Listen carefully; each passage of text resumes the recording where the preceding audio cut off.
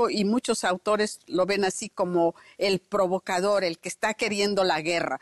Y realmente, si uno ve todos los gobiernos sabían perfectamente de cualquier filiación, sabían que México era débil, que no tenía ni ejército, ni recursos, ni posibilidad de ganar la guerra, y la están evitando.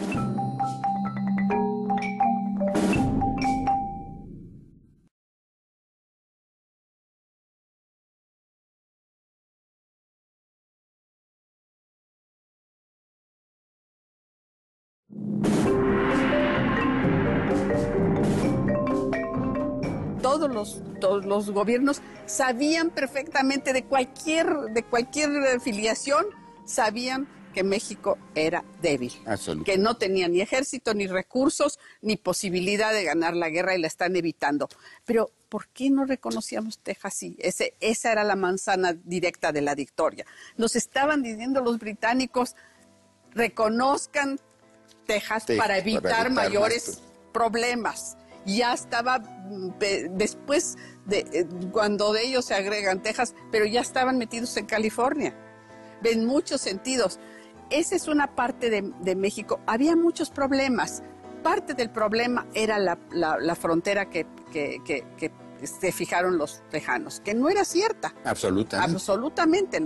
Hay un libro, el de Nile, sobre History of Mexico and South America, que se publica primero en 25 y aparece Texas chiquito, y después se republica en 36 y ya está Texas grandote. Sí. Esto da idea de cómo fueron cambiando, cómo lo tuvieron presente.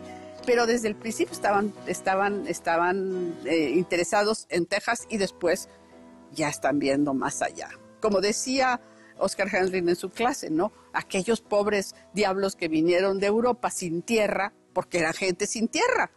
Entonces siempre decían: ¿qué tal si la tierra de más allá está mejor? ¿Verdad? El debate en México, y yo creo que eso es muy relevante para ponerlo en el contexto actual, era que Texas en México se convirtió en un instrumento de señalamiento político. Para los federalistas, los liberales, la razón de la separación de Texas y obviamente su anexión a los Estados Unidos la culpaban al centralismo. Los centralistas, a su vez, decían: fueron los federalistas porque adoptaron la Constitución de 1824 y eso generó las condiciones para que se separara. Y además fueron los liberales los que promovieron fundamentalmente, Guerrero, Zavala, etcétera, la colonización de Texas con americanos. Fueron los que lo impulsaron, a pesar de que no era Habían correcto. sido todos. Habían sido todos. Pero Texas se convirtió en el señalamiento, y precisamente por eso, cuando llega una gente decente, de las pocas que hemos tenido en nuestro país, en la presidencia, que era José Joaquín Herrera, que quería solucionar el problema, se encontraba con este debate brutal.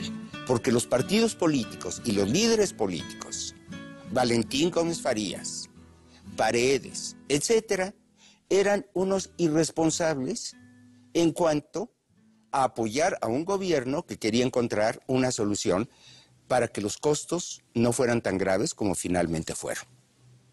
Sí, pero por ejemplo en 44 yo creo que los federalistas moderados, los federalistas que dominan, que le ganan en medio de la dictadura, le ganan y logran dominar el Congreso, que esas son cosas que yo le discuto siempre a Krause y a Lorenzo Meyer, porque ese Congreso desafora a Santana. Entonces se nos olvida, están seguros de que no, ya perdimos Texas. Y cuando Santana pide dinero, dice: mire señor, nos importa el resto del país, que funcione bien, ¿verdad? Pero no se atreven a no concederle el dinero porque es popular la guerra de Texas. Y era en parte por aquella cosa de los periódicos mexicanos de reproducir lo que decían los periódicos norteamericanos. Y esto realmente enojaba al público, ¿verdad? Enardecen a la gente. Y que se publica, además. ¿Verdad? Y se publican y esa cosa se siente. Pero de todas maneras hay muchos ingredientes que a mí me preocupan sobre esta guerra.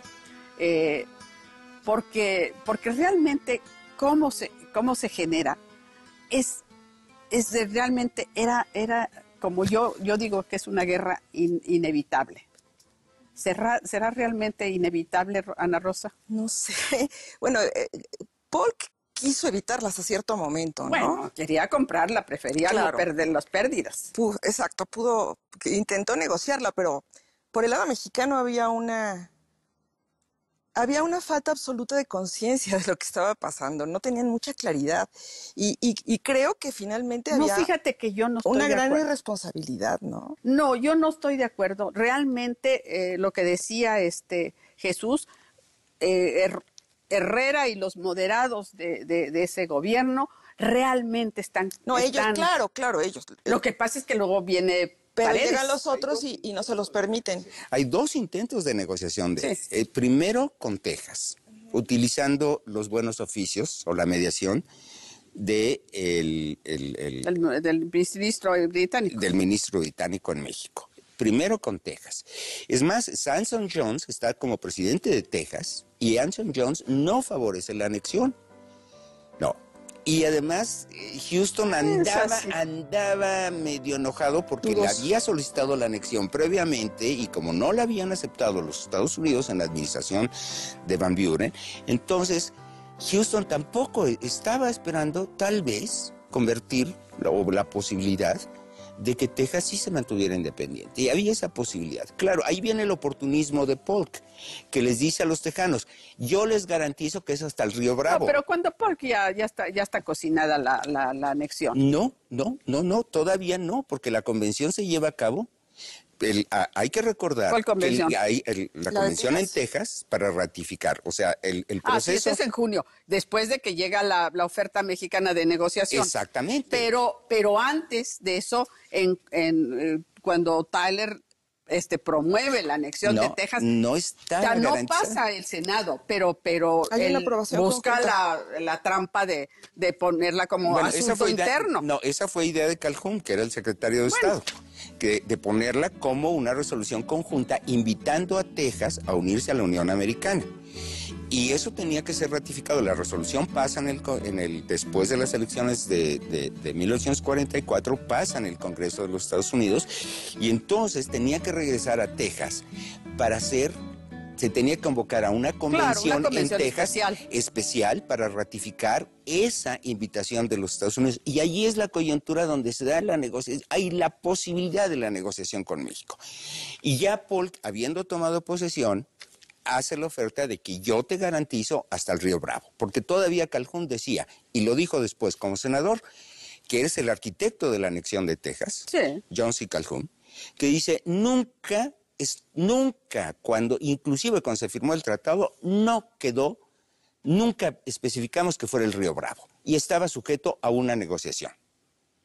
El mismo Calhoun lo dice, y en su correspondencia y en sus discursos del Senado está clarísimo. Tampoco es tan definitivo. Si lees las memorias, no es decir, pero era había la alternativa de una negociación con Texas. Pero fue mínima, ¿no crees? Sí, Fue mínima, pero hubo un intento. Hubo un intento de Herrera de llevar a cabo esa negociación. Y el pobre Herrera, ¿qué le pasa cuando...?